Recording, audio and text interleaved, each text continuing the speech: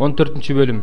Şinar padişası Amrapel'din, Elasar padişası Ariochtun, Elam padişası Kedorlamer'din jana Goyim padişası Tidaldın ubagында мындай болду. Алар Содом падышасы Берага, Амор падышасы Биршага, Адма падышасы Шинапка, Себойым падышасы Шемейберге жана Белла падышасына каршы согуш ачышты. Алардын бардыгы азыркы Туздуу деңиз турган Совар өрөөнүнө чогулушту. Алар 12 жыл бою Kedorlamerдин алдында кулчулукта болуп, 13 жылы козголоң чыгарышты. 14 жылы Kedorlamer менен бирге падышалар келишти да, Аштарот Карнайымдагы репалыктарды, Гамдагы зуздуктарды, Шабей Кириаятайымдеги эйимдиктерди, ошондой эле өздөрүнүн Сейир тоосунда жашаган хориликтерди чөлдүн жанындагы эл параңга чейин талкалашты.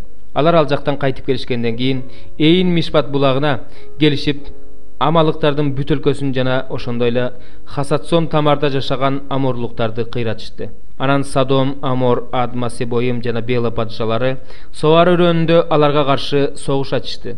Эйлам падышасы Kedorlamer, Гоим падышасы Тидал, Шинар падышасы Амрапел, Эласар падышасы Ариох болуп, 4 падыша бешөөнө каршы чыкты.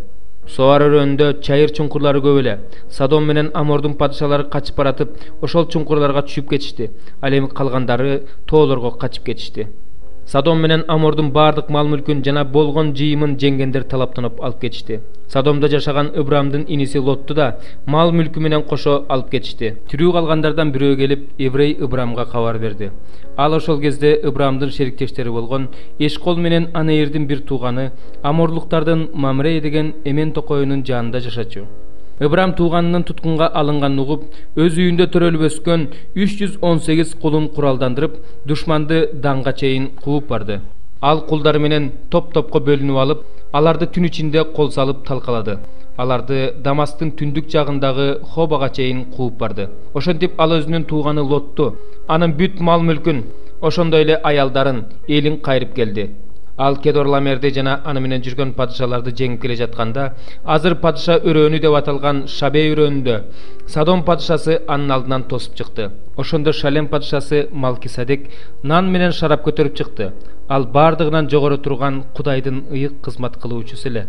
Ал Ибрамга мындай деп батасын берди: бардыгынан жогорку Кудай, асман менен жердин эгедери Ибрамга батасын берсин. Душмандарыңды колуңа салып берген бардыгынан жогорку Кудайга алкыш. Ошондо Ибрам ага бардык мал мүлкүнүн 10/1 бөлүгүн берди.